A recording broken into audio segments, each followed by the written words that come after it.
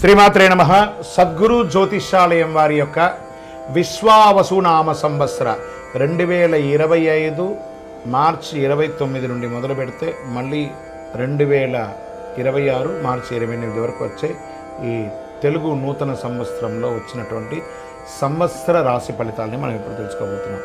ప్రతి ఒక్కరికి ఏముంటుందంటే, గురుగారు నాకు ఎలా ఉండబోతుంది ఈ సంవత్సరం, నాకు ఆరోగ్యం ఎలా ఉంటుంది, నాకు ఐశ్వర్యం ఎలా ఉంటుంది, నా వ్యాపారం ఎలా ఉంటుంది, నాకు ఉద్యోగం ఎలా ఉంటుంది, నాకు అసలు ఉద్యోగం వస్తుందా రాదా, నాకు వివాహం అవుతుందా అవదా, నాకు సంతానం కలుగుతుందా కలగదా, నా వ్యాపారం అభివృద్ధి అవుతుంది, నేను విదేశాలకి వెళ్తానా వెళ్ళనా, ఎన్నో ప్రశ్నలతో కూడినటువంటి ఆ ప్రశ్నలకు సమాధానమే ఈ గోచార గ్రహస్థితి. ఇందులో మళ్ళీ చెప్తున్నాను, గోచార గ్రహస్థితి మీ యొక్క వ్యక్తిగత జాతకానికి ఒక 30 నుంచి 40% మాత్రమే వర్తిస్తుంది. మీరు పుట్టినటువంటి ఆ లగ్నం, మీ యొక్క టైం ప్రకారం ఒక లగ్నం ఉంటుంది, మీ నక్షత్రం ఉంటుంది, మీ పాదం ఉంటుంది, దాని ప్రకారంగానే సంపూర్ణ జాతకాన్ని తెలుసుకోవడం కుదురుతుంది. నేను చెప్పే ఈ గోచార ఫలితాన్ని కొంతవరకు తీసుకోండి. తర్వాత మీ యొక్క వ్యక్తిగత జాతకాన్ని మీ పరిసర ప్రాంతాల్లో ఉన్నటువంటి గురువులను సంప్రదించండి. గురుగారు నాకు ఈ సంవత్సరం ఎలా ఉంది, నాకు జాతకం చెప్పండి అని వారి దగ్గర అవసరమైతేనే తెలుసుకోండి. మళ్ళీ చెప్తున్నాను, ప్రతి ఛానల్, ప్రతి దాంట్లోనూ, ప్రతి ఎపిసోడ్లోనూ నేను చెప్తూ ఉంటాను, జాతకం పడుతున్న వర్షానికి ఒక గొడుగు మాత్రమే, కానీ జాతకం జీవితం కాదు. మీరు మిమ్మల్ని నమ్మండి, మీ ఇష్టదైవాన్ని నమ్మండి, మీ కులదైవాన్ని నమ్మండి, మీ జీవితం బాగా ఉంటుంది. మరి లేదు గురుగారు, మేము మీ దగ్గర తెలుసుకోవాలనుకుంటున్నామని చాలామందికి ఉంటుంది కదా. మా దగ్గర తెలుసుకోవాలనుకుంటే కింద కనబడుతున్న మా నంబర్కి మీ పేరు, date of birth, time of birth, place of birth WhatsApp చేయండి, కాల్ చేయకండి. అది చూసిన తర్వాత మా అడ్మిన్స్ మీకు రిప్లై ఇస్తారు.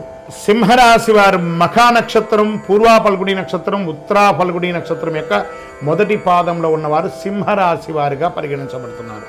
మీకు ఈ యొక్క విశ్వావసునామ సంవత్సరం శుభాశుభ ఫలితాలు ఎలా ఉన్నాయంటే, ఈ సంవత్సరం అంతా శని 7వ స్థానం, 8వ రాశుల యందు సంచరించడంచే అనుకూలుడు కాదు.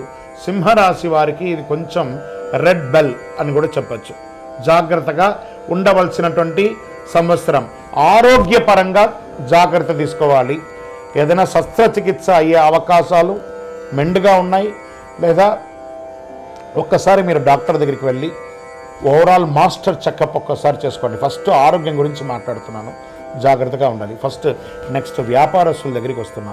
ఈ వ్యాపారస్తులు కొత్త నిర్ణయాలు, ఏ నిర్ణయాలు తీసుకోకండి, ఉన్నదే జాగ్రత్తగా కాపాడుకోండి. మీరు చేసే ప్రతి ప్రయత్నంలోనూ ఇబ్బంది కలిగే అవకాశాలు చాలా ఉన్నాయి. ఉద్యోగస్తులు మీరు ఎక్స్పెక్ట్ చేస్తున్నటువంటి ప్రమోషన్స్ రాకపోగా అపనిందలు అయ్యే అవకాశాలు బాగా కనబడుతున్నాయి. ఇది స్త్రీ పురుషులు ఇరువురికి కూడా వర్తిస్తుంది. విద్యార్థులు చాలా కష్టపడాలి. రాజకీయ నాయకులకైతే ప్రజాక్షేత్రంలో చాలా అవమానాలు పొందే అవకాశాలు ఉన్నాయి. మీరు ఎప్పటి నుంచో ఎక్స్పెక్ట్ చేస్తున్నటువంటి నామినేట్ పదవులు కానీ ఇవన్నీ వచ్చే అవకాశాలు కాస్త చేజారిపోయే అవకాశాలు ఉన్నాయి. కోర్టు వ్యవహారంలో నెగిటివ్గా వచ్చే అవకాశాలు ఉన్నాయి. భార్యాభర్తల మధ్య సఖ్యత లోపం అవుతుంది. ఇవన్నీ కూడా చూసుకోండి. ఇక్కడ మార్గశిర శుక్లమందు గురువు దశమ వ్యయరాశులుగా సంచరిస్తున్నారు. వృత్తి, ఉద్యోగ, వ్యాపారాలందు తరచుగా చిక్కులు, ఆస్తి నష్టం ఇవన్నీ కూడా అయ్యే అవకాశాలు ఉన్నాయి. ధన వ్యయం విపరీతంగా అవుతుందని కూడా చెప్తున్నారు. గౌరవ నాశనం కూడా చెప్పడం జరుగుతుంది. చేసిన ప్రయత్నాలన్నీ కూడా కీర్తి, వృద్ధి, బలము, తేజస్సు, విరోధి నాశనం కూడా సంవత్సర ద్వితీయంలో కాస్త ఉపశమనం కలిగిస్తుందని చెప్పచ్చు. రాహు 7వ, 8వ రాశులతో, కేతు ద్వితీయ జన్మరాశులతో సంచరించే అకారణ కలహం, అపనిందలు ఇవన్నీ కూడా జరిగే అవకాశాలు ఉన్నాయి. వృధా వ్యయములు, వృధా వైరములు, తరచుగా ఇబ్బందులు, మాట అదుపు తక్కుతూ ఉండడము, ఆరోగ్యం చక్కగా ఉండకపోవడం, కలత్రంలో భార్యాభర్తల మధ్య కలత్రంలో కూడా విభేదాలు ఏర్పడే అవకాశాలు బాగా ఉన్నాయి.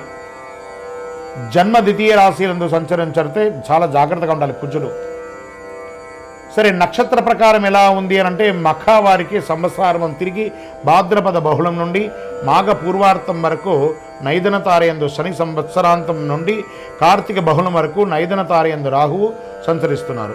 పూర్వా ఫల్గుని వారికి అంటే పుబ్బా నక్షత్రం వైశాఖ బహుళం నుండి భాద్రపద బహుళం వరకు, తిరిగి మాఘ బహుళం నుండి సంవత్సరాంతం వరకు నైదన తారయందు శని, ఆషాఢ బహుళం నుండి సంవత్సరం వరకు జన్మతారయందు కేతు సంచరిస్తున్నారు. జాగ్రత్త.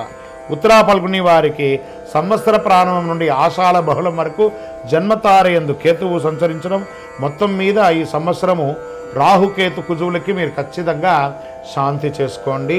ఇందులో కొంతమందిని చెప్పడం జరుగుతుంది, ఈ యొక్క కొత్త ఇండస్ట్రీస్ స్టార్ట్ చేయాలనుకున్న వాళ్ళకి కాస్త వెయిట్ చేయండి. మీకు ఇష్టదైవాన్ని ప్రార్థన చేయండి.